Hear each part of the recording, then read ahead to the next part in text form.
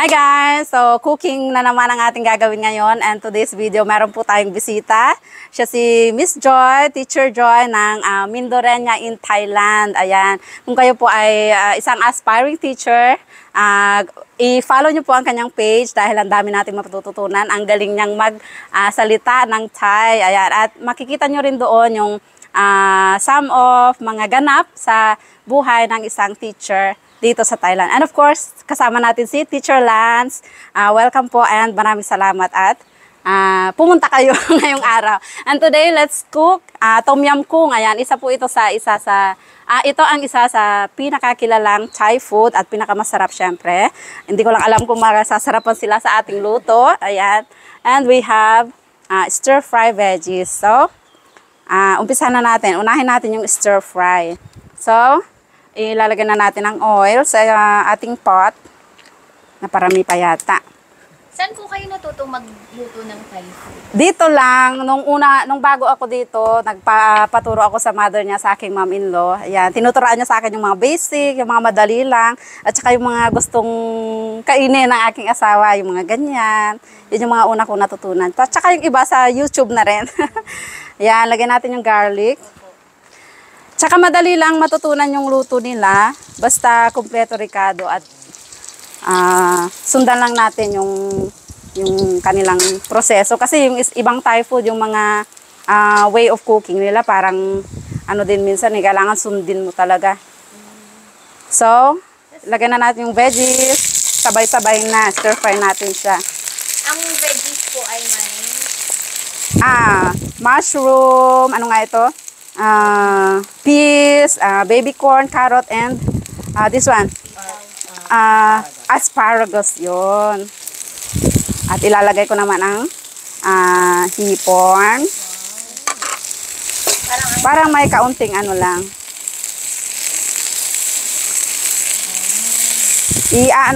I-stir fry natin siya hanggang sa parang bumango.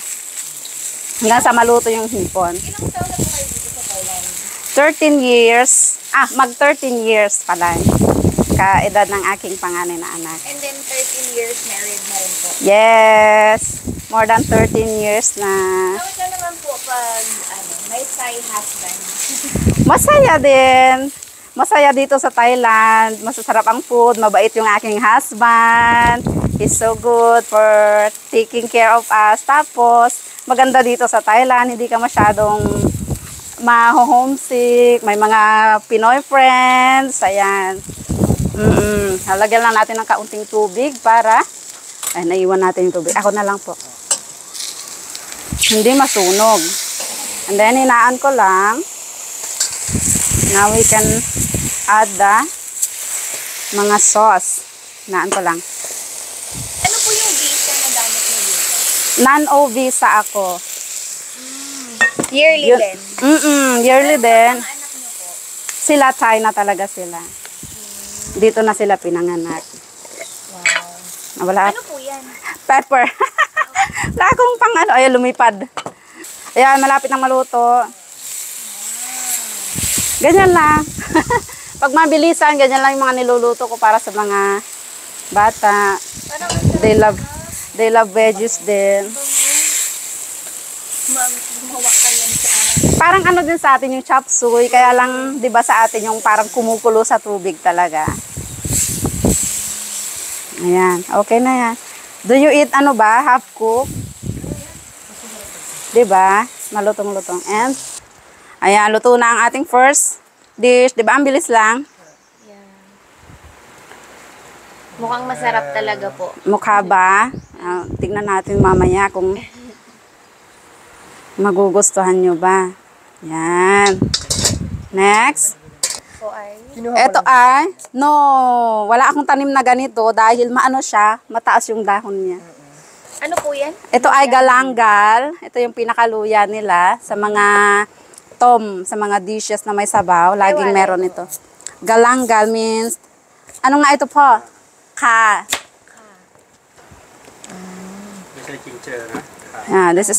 This is lemongrass, takray.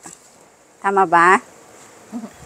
Ano mo ko kasi meron tayong experts ano. Hindi po. Slice lang natin Akala ng nila, ganyan. magaling ako mag-Thai. Pero hindi po talaga. Naririnig ko po yung mga videos nyo sa market. Pag nagtatanong kayo, mas magaling pa po kayo sa akin. Talaga ba? Opo. Kasi ako, siguro sort of nakukuha ko yung sound. Pero hindi po talaga. Kasi meron akong video sa TikTok. No. Nag-live video ako. Akala daw niya Thai ako. Galing lang ako sa South. Yung accent ko parang Di ba kasi lang. parang mahinhin na malambing? Opo. Kala niya, yun yung Thai ako na galing lang Sa sa South. Pero hindi po talaga ako magaling mag-Thai. Kasi sometimes hindi pa po ako makipag-communicate sa kanila. Yung tuloy-tuloy na sa everyday Silent. conversation. Oo. Talaga. So, ayan. Tapos na natin. Ako naman, yung mga basic lang, yung mga magtatanong sa palengke, yung basic naming nagagamit sa bahay. Ayun naman, ako po ay kaya ko makipag-usap kapag may Thai na magsasalita. Pero yung ako lang lahat ang magko-construct ng sasabihin ko is Parang ang hirap din humugot, di ba? para ka namang baliw-baliw din. Yun. Ano Ayan. naman po yan? Ito ay kefir, parang dahon ng kalamansi, yung mabango na galing lang din sa likod. Ito, kontian natin itong mga ito kasi baka hindi nyo magustuhan. Slice lang natin ng maliliit. Dahil po mahilig kayo magluto, kaya kayo Yes, tsaka mahilig talaga akong plantita. Mahilig mag-garden. Ganda po kaya. Yung coriander, tomato, cut lang natin ito, half na ganyan.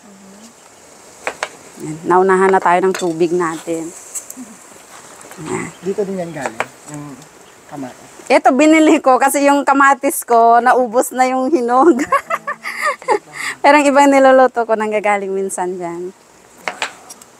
Pero ganito din siya, yung klase ng kamatis, yung pang sumtam.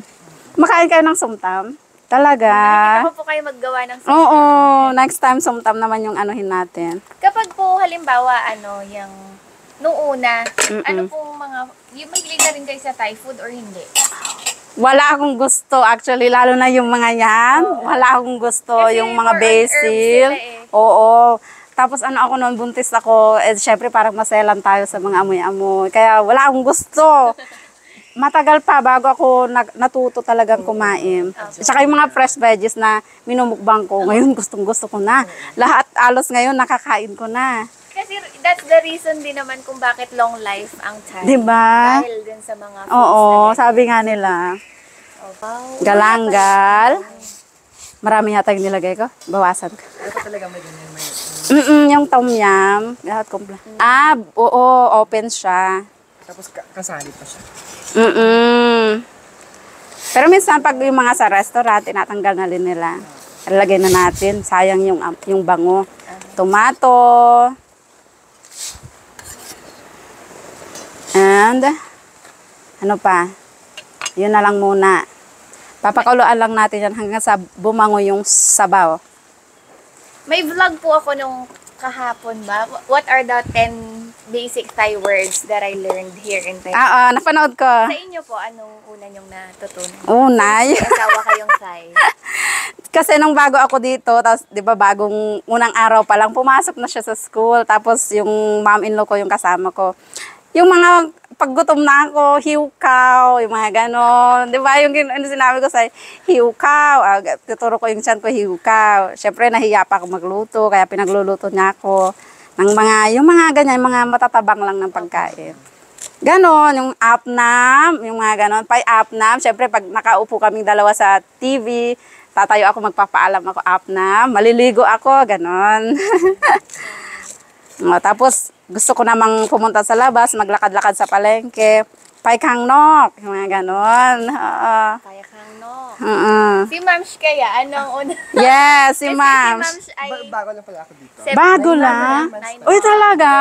Oh, ang galing mo. Kaya nag-aaral ako ng mga salita nila. Kasi ang hirap Lagi kayong dito, pumasyal para paras tayong matuto. Sa labas ng classroom namin, nag-aaral siya ng Thai word. Talaga? Ano yung Thai word? Sige, reveal. Ha? yung gutom, yung... Oo. Para sa... Tapos ang hirap niyang Hiw? hiwlew. Hiwlaw. Kaya sabi ko, Dapat may law. May ganun siya. Kasi iba yung... yung Pwede naman hiw lang, hiw-hiw. Iba kasi yung words na pagbasahin mo siya, tapos iba pag ano.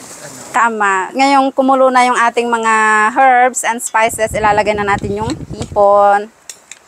Kayo din po ang naglinis. Ako na. Ang galing. Kasi yung mga nalinis na, yung nakita ko kanina, parang hindi na masyadong fresh, kaya ako na lang. Actually, yung nilalagay talaga nila ay yung hipon na from fresh water. Diba ito from hipon from maalat, tubig alat. Mas masarap sana pag ganun. Ayan, tapos ilalagay na natin ito ay Thai chili paste. Ito yung nilalagay nilang pampasarap. Pero hindi siya spicy. Kumakain ba kayo spicy? Pero hindi ito spicy. Parang pampabango lang siya. Lalagyan din natin ng mga Pampakulay 2 na din. tablespoon. O tsaka pang-flavor. Ito talaga yung kapartner niya. Uy. Diba? Orange-orange siya yung ating ano. And we can add maglalagay dito ng kaunting cube. Pepekehin natin yung Ano sarap po ng siya? ano. Ang asawa niyo kumakain din ng Filipino food. Yung mga pinakbet. Ganun kinakain din niya lahat. So sometimes nagluluto din kayo ng Filipino food. Oo. Last time kasi nakita ko yung mukbang ni Mami Will, yung Oo. saging. Yung banana Q. Oo. Gustong-gusto niya. Ito galing dito. Sayang hindi nyo naabutan next harvest. Kasi ang bilis niyang humilong. Parang like 1 week lang. Hinug na lang. Kaya pabigyan na sa mga kapitbahay. And then, hindi na natin siya paka-overcook. Dahil hindi masarap yung hipon. Kapag na-overcook, i-ready na natin yung ating lime. Anong tawag nila sa lime, Teacher Joy?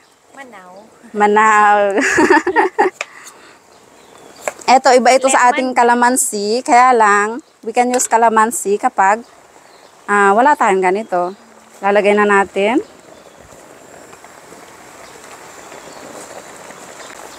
And then, ilalagay na natin yung mga dahon-dahon. Dahon-dahon. Ganyan. And, di ba, pag tom yum kung merong milk, later natin ilalagay kapag luto na. Kasi kapag pinakuluan natin yung milk, magkakaroon siya ng buo-buo. Yung sili din kapag isuserve na. Ito patis. O, ayan. Marunong na kayong mag-tom yum kung.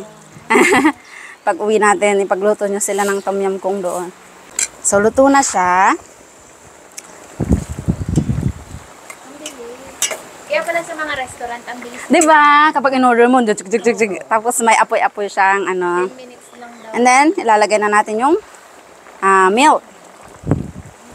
And then, papatay na natin yung apoy. Pero yung ibang tom yum, nakatikim na kayo, yung walang milk, yung lang siya, tubig lang siya. Ito, tom yum con, namkon. Ayun ay tom yum sai. Siya may daddy? Namsay, namkon. Parang hindi maganda yung kulay, daddy. Kasi, may naiwan tayo. Eto, kapag gusto mo ng spicy, kakainin mo siya. Pero, tinatoppings lang talaga nila. Ito ay dried chili na pinirito ko lang ng very, very light. Pinirito nyo pa rin. Nang kaunti lang para kumrispy siya at bumango. So, ready na. Does it look good, daddy? Tapos, pag nagsaserve sila nito, di ba may parang apoy-apoy na effect sa ilalim. Para mainit yung soup. Ayaw po, yung may parang, ano ba tawag doon? Yung nilalagay lang. Yung parang kandila. Hindi ko alam kung anong tawag doon. So, kapag kumakain kayo sa labas, mga Thai food din or gusto nyo na rin ang Thai food? Ako nag-a-adjust pa. Nag-a-adjust pa sa spicy. Usually nagluluto na talaga.